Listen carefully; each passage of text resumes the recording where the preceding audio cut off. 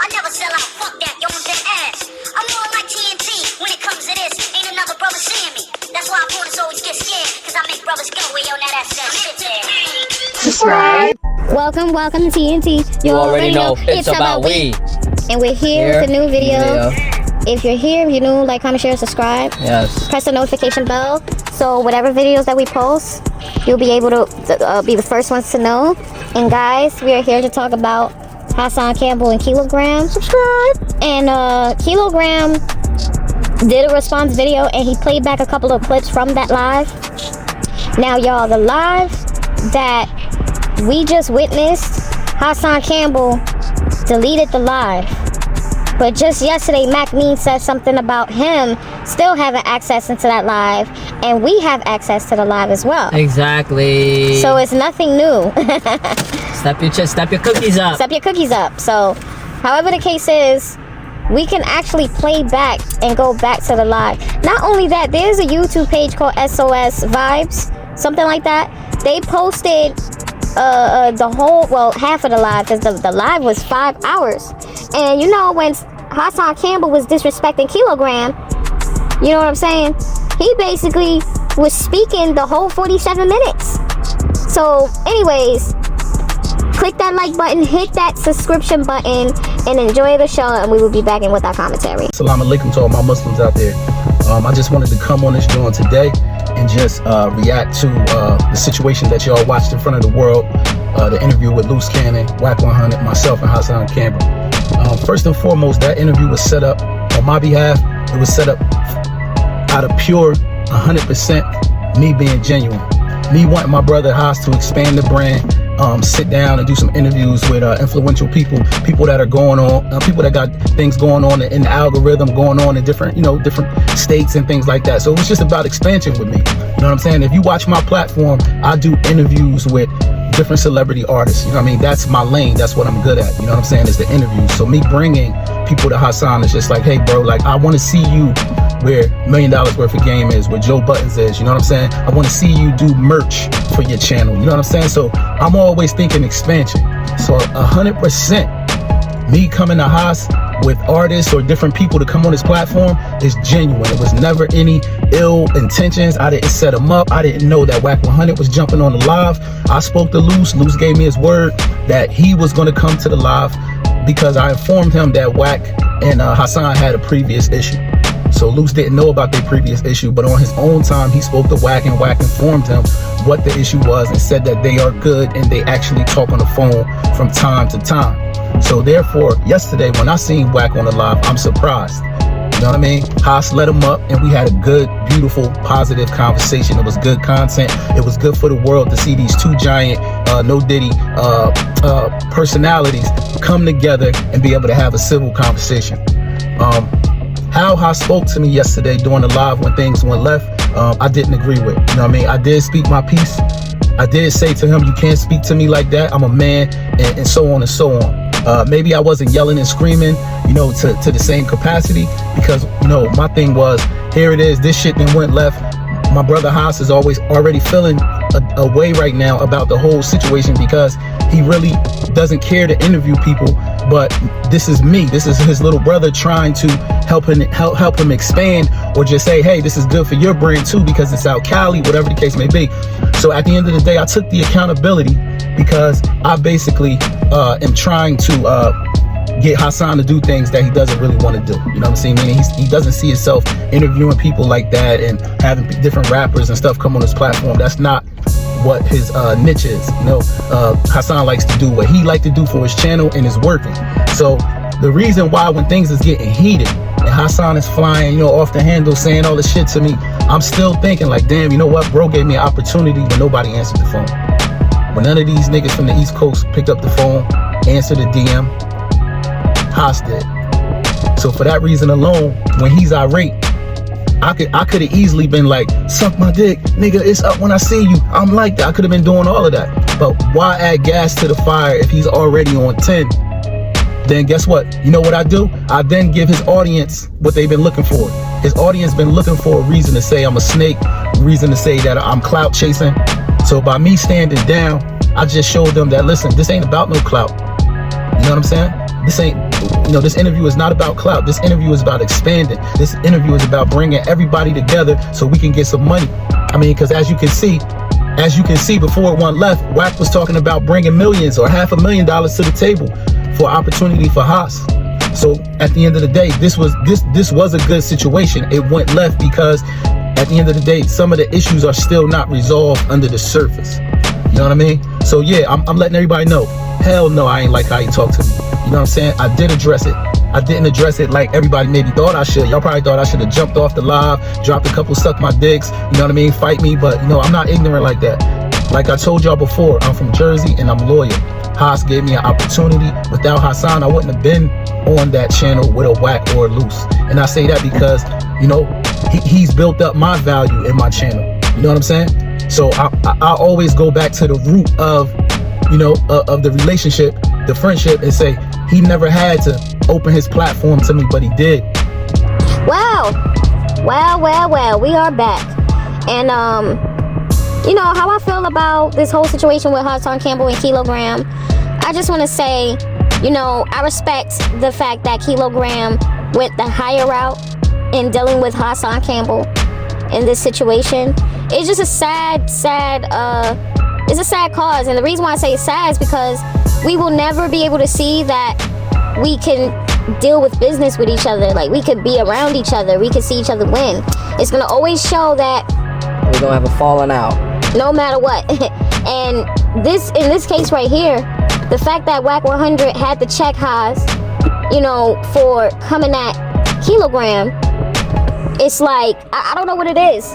I'm noticing a weird pattern with Hassan Campbell. All right? I'm noticing a pattern too. 1, Mr. Checkmate. I feel like, you know, he helped Mr. Checkmate get on by, you know, having him on his platform, having Checkmate on Hassan Campbell's platform. On the lives, videos. Lives. And videos, right? Videos, interviews. He interviewed him when he was fresh out from doing 32 years. You know what I'm saying? Thing is, when it was time for Checkmate to post his book, you know, his book came out, trying to start a new label, trying to like get his team together, and he has a podcast on the way, so we tuning in, right? Tune in. And we haven't seen Hassan Campbell talk about or even promote Checkmate's book. His man's. And mind you, just like literally a week ago, this was like 2 weeks ago, half a week ago, he was just promoting people's brands, songs. You know what I'm saying? So it was just kind of weird how when it's come to Checkmate to shine, you don't even see them together in the same video. Nah, yeah, that's crazy. I ain't gonna lie. And then not only that, they look like they had some type of dispute, which Hassan Campbell did explain, right, but not really in depth on what's really going on. But the fact that Checkmate was even out there, you know, when Hassan Campbell was shot in the shoulder, Checkmate was there. Nobody else was there. Swelly wasn't there. You know what I'm saying? Five Guy wasn't there. China Brim wasn't there. China Brim was the main one talking crazy about Haas. And Haas is really kissing his glutes. You know? So this is the pattern that I'm seeing. Right. Even when it comes to Kilogram, he's still grinding. He's grinding. He's trying to get his paper up. But what does Hassan Campbell do? Try to tear him down so people could look at him a certain way. Why? Because you don't want people to look at you a certain way, Hassan Campbell? That's crazy and weird to me. You know? And this is happening twice. Okay? Now, here's the problem when it came to this whole situation. Yes, it was Kilogram's fault for trying to put his expectation and his fantasies onto the next man. Especially a man that's older than you, that's set in his own ways. Number 1. Number 2, the fact that he disrespected you and you chose not to bark back and add gasoline to the fire, not a problem. You know what I'm saying? Like, I can't say nothing else but respect that. I can't get mad but respect that. But showing loyalty to him afterwards, that's not loyalty. That's you deciding and choosing to be a punching bag. So, for me, I'm seeing it as a dirty game. He used you as bait, and you was basically nothing but a piece of content for him. That's how we seeing it. You know what I'm saying? You know, these patterns is like very consistent.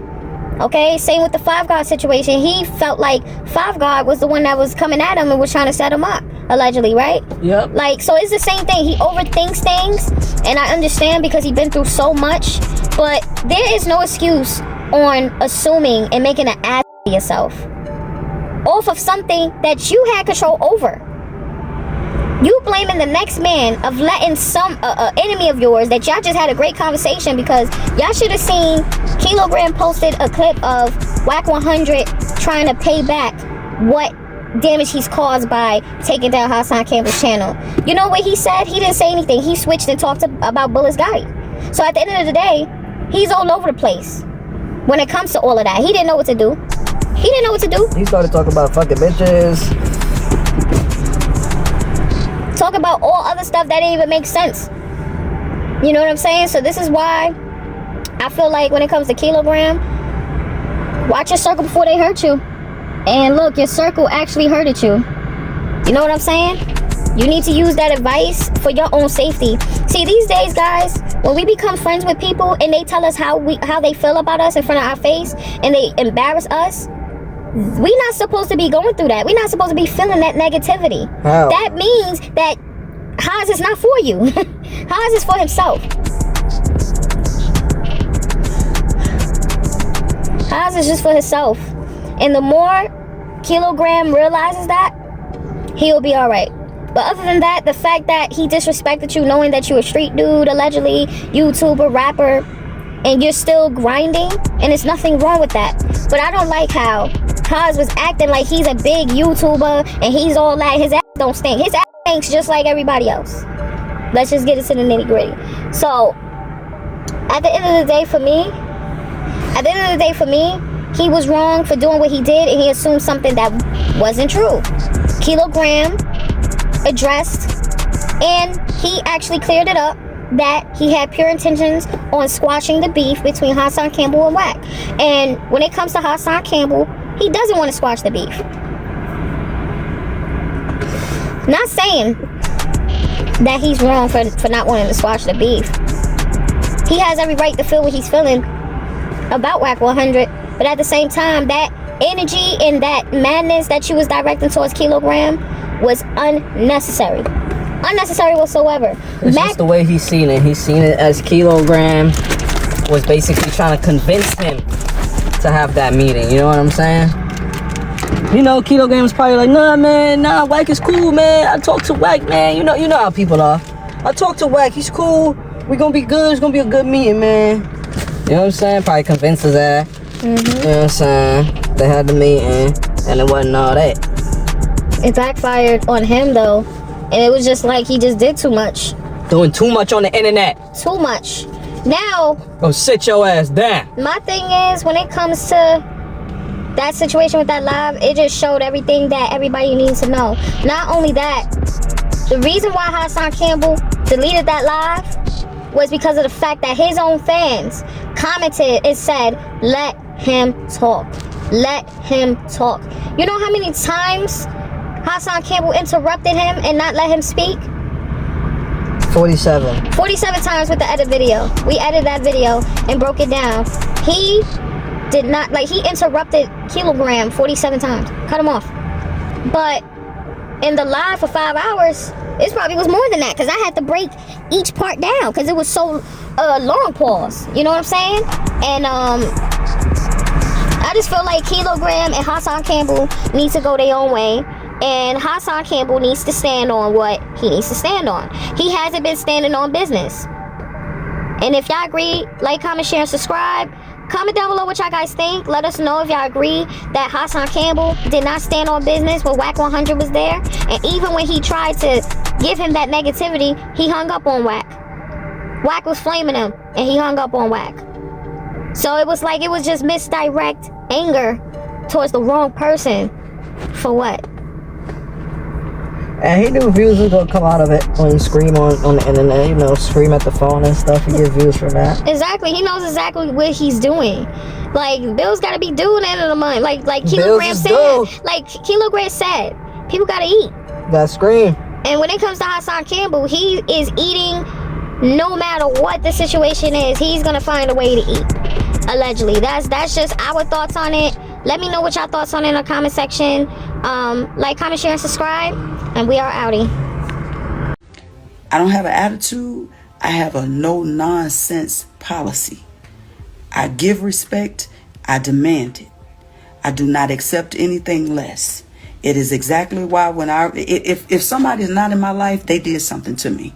Because my loyalty and that ride or die mentality was causing me to be, I was getting people just riding over me. I think sometimes people take for granted how hard you ride for them until you put it in park and put things in perspective and start to understand that not everybody is supposed to have a seat at your table. Some of the things that God blesses you with, they are for you. And I had the mindset that I have to be a blessing to others. That is true. But you have to be cognizant of who you're blessing at the same time too. So just being conscious of my space and who I let in and who I let around me, I recognize that there's no room for the weak in my life. This is the battles I fight and the things that I go through. There's no room for anybody to be weak. There's no room for anybody to be unsure, disloyal, disrespectful. Learning all of these things helped me really keep my space clean. First things first, I don't have no freaks.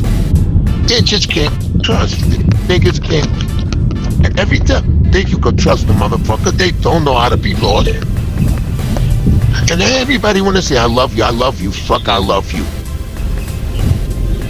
They know I love you. Love you. Matter of fact, let's do this. What the fuck is love? I bet you nobody could tell you what love is. Love ain't nothing but a fucking emotion. Fuck love. If you're not loyal, I'm not fucking with you. And that's why I ain't got no fucking friends. Fuck a friend. A friend is $1 in your pocket. People grow up. A lot of you motherfuckers meet crows. And I'ma leave it at that.